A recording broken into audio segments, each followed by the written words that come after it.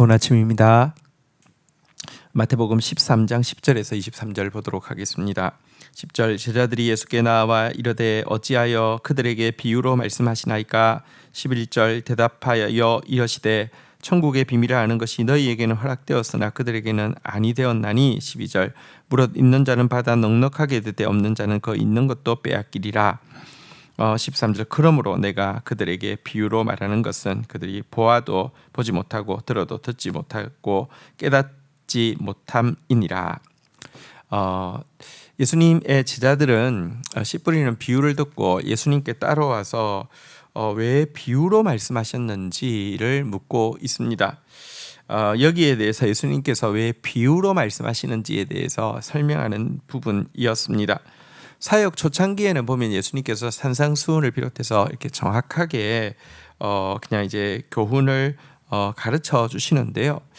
이것이 완악한 자들에게는 돼지에게 진주 던지는 격이나 다름이 없었습니다.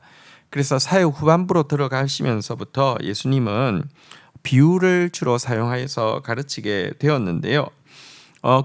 그러나 이제 사역 전반부에도 보면 비유를 사용하시죠. 근데 그 경우는 이제 말씀을 하시고 나서 그 말씀 전후에 그 뜻을 명확하게 하기 위해서 비유를 곁들인다고 하면 이제 사역 후반부에는 지금 제자들은 그 해석을 듣지만 일반 백성들은 혹은 완악한 바리새인들은 씨 뿌리는 비유 자체만 들었지 않습니까? 이렇게 통으로 이제 비유를 사용을 하게 되는데요. 왜 그렇습니까?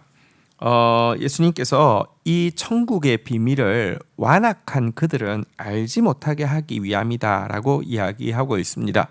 천국은 어린아이들만 들어갈 수 있는 곳입니다. 천국은 겸손한 자, 또 마음이 정말 신축성이 있는 사람이 들어갈 수 있는데요. 완악하고 완고한 그들은 못 알아듣게 하기 위해서 이 비유를 썼다, 이렇게 이야기를 하고 있고요. 그러면 그들에게는 너무 기회를 주지 않은 것 아닙니까? 아니요. 여기 보니까 그들이 보아도 보지 못하며 들어도 듣지 못하며 깨닫지 못함이니라. 명백하게 말씀들을 주시고 또 그들의 질문 앞에서도 명백하게 하나님의 뜻을 알려주셨지만 전혀 받아들이지 않는 완고하고 교만한 그들이기에 이제는 더 이상 여러분 이 진리를 알 수 없도록 비유를 이야기하신다, 이렇게 이야기를 하고 있습니다. 자, 그렇다면 이게 비유라는 것은 일반인들이 알아들을 수 없는 것인가, 그렇게 오해할 수 있죠. 특별히 신천지 같은 경우는 성경은 전부 비유로 돼 있다고 이야기하면서 그 비유 풀이를 해야지만 뜻을 알 수 있는데 그 비유 풀이를 이만희가 완성했기 때문에 이만희가 메시아다, 이런 식으로 이야기하는데요. 전혀 그렇지 않죠.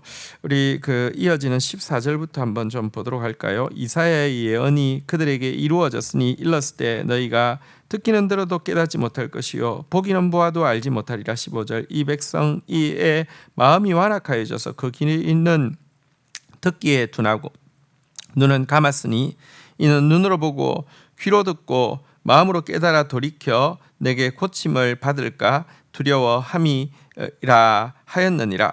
16절 보십시오. 그러나 너희 눈은 봄으로 너희 귀는 들음으로 복이 있도다. 17절 내가 진실로 너희에게 이르노니 많은 선지자와 의인이 너희가 보는 것을 보고자 하여도 보지 못하였고 너희가 듣는 것을 듣고자 하여도 듣지 못하였느니라. 완악한 마음을 가지고 있는 저들은 들어도 깨달을 수 없고요, 보아도 알 수가 없다라고 이야기하고 있습니다. 교만이 들어오면 귀가 다치게 하고 눈을 감기게 하기 때문입니다. 기회를 주셔도 안 되었고요. 이제 예수님께서는 남아있는 가난한 백성들에게 이 말씀 사역에 집중하시기 위해서 이 완악한 이들이 하나님의 시간 아닐 때에 자극되어서 예수님을 빨리 처형하지 못하도록, 그러니까 가난한 자에게 당신의 뜻을 온전히 전할 수 있도록 시간을 벌기 위해서 이렇게 이제 그들이 알 수 없게 비유를 쓰셨다라고 이야기하는데, 그러면 모두에게 이 비유는 감추어진 것이냐? 전혀 그렇지 않지요. 읽은 대로 너희 눈은 봄으로 너희 귀는 들음으로 복이 있다라고 이야기하면서 과거에 많은 선지자 의인들이 정말 보고자 했고 듣고자 했던 것을 너희가 지금 보고 듣고 있다라고 이야기를 하고 있습니다. 실제 예수님의 이 비유는 겸손한 사람, 마음의 신축성이 있는 사람, 어린아이 같은 사람들은 너무너무 더 쉽게 깨달을 수 있는 말씀이었습니다. 오늘도 우리 성도들을 보면 어떤 사람에게는 말씀이 막 깊이 들어갑니다. 은혜가 깊이 들어가는데 어떤 사람에게 전혀 들어가지 않습니다. 무엇의 차이냐고 하면 다시 이야기합니다. 씨앗의 차이가 아니라 밭의 차이입니다. 말씀의 차이가 아니라 그것을 받아들이는 여러분의 마음의 차이입니다. 누구에게 주의 말씀이 들어갑니까? 누구에게 비유가 이해가 되어집니까? 어린아이 같은 마음, 겸손한 마음에 이 말씀이 들어간다는 것입니다. 자, 이제 18절부터는 이제 그 비유에 대해서 제자들도 사실 무슨 뜻인지 좀 더 알기를 원했고 예수님께서 더 자세히 알려주시는 내용입니다.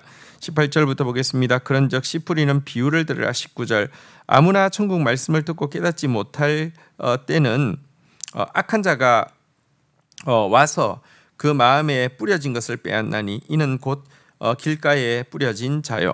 자, 예수님께서 말씀하십니다. 길가밭의 운명은요, 악한 자가 와서 그 마음에 뿌려진 것을 빼앗아 버린다, 이렇게 이야기하고 있습니다. 우리 마음에 여러분 하나님보다 사람이 더 가깝고요, 예수님이 다녀가는 마음이 아니라 매일 사람이 막 들락날락하는 마음이 되어지면 악한 자가요 주어진 떨어진 말씀을 금방 다 빼앗아 간다, 이렇게 이야기하고 있습니다. 여러분의 마음밭에 여러분 먼저 농부 대신 예수님이 다니셔야 합니다. 세상적인 방법보다 말씀이 알려주는 방법이 먼저 우선되어야 합니다. 그렇지 않으면 말씀 악한 자에게 다 빼앗기고 맙니다.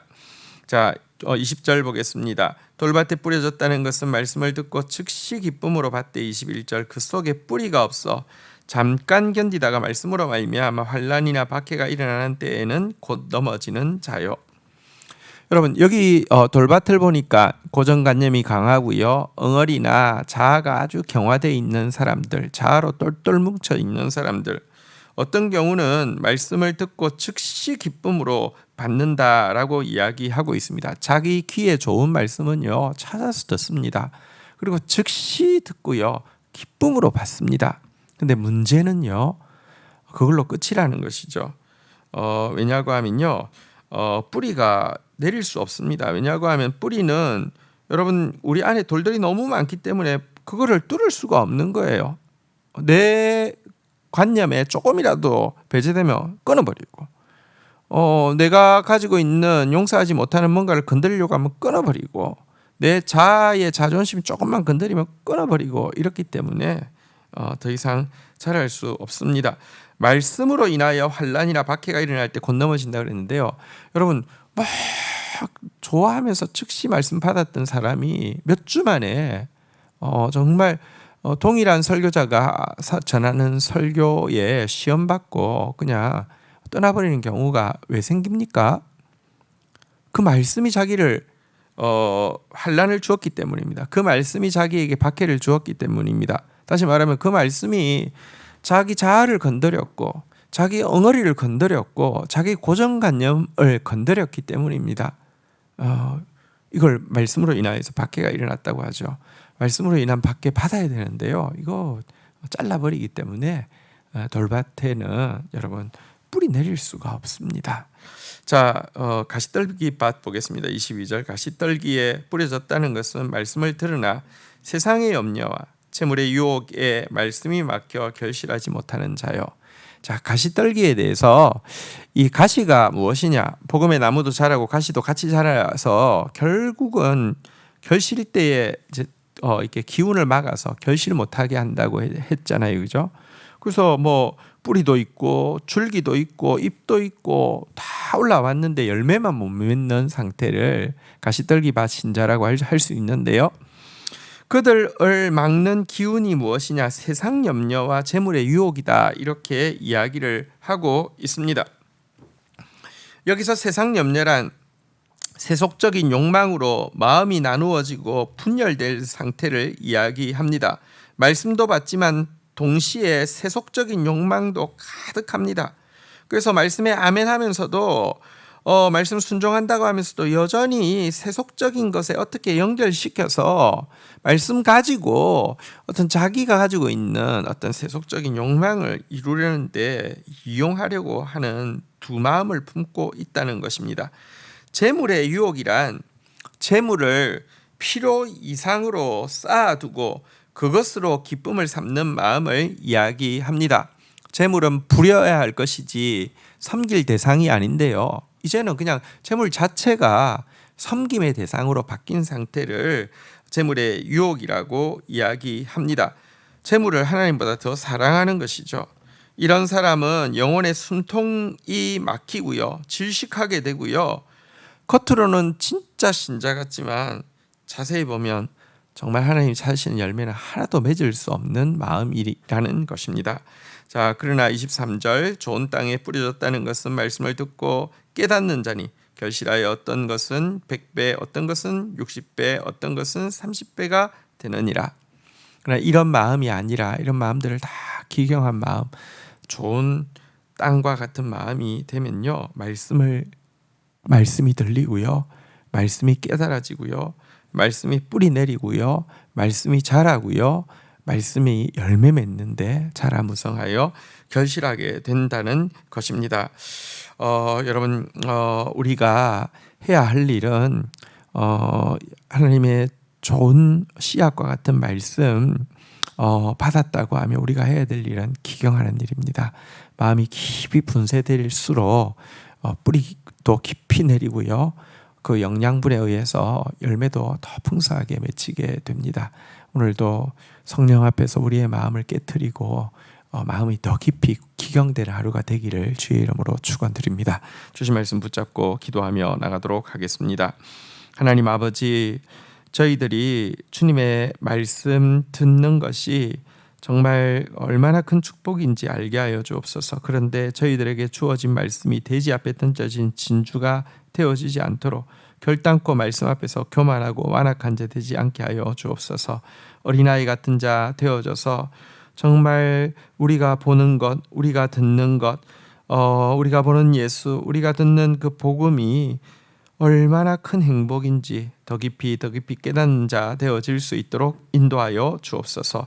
하나님, 오늘도 내 마음 가운데 하나님 말씀 들어도 바로 악한 자에게 빼앗기는 길가 같은 마음, 말씀 들어도 뿌리를 내리지 못하는 돌밭 같은 마음, 말씀 들어도 겉만 변화시킬 뿐 열매 맺지 못하게 하는 가시떨기 밭 같은 마음들 다 기경하게 하여 주시고, 좋은 밭 되어져서 말씀이 더 깊이 들리게 하여 주시고, 말씀을 더 깊이 깨닫게 하여 주시고, 말씀이 자라 무성하여 결실하는 사람 되어질 수 있도록 축복하여 주옵소서.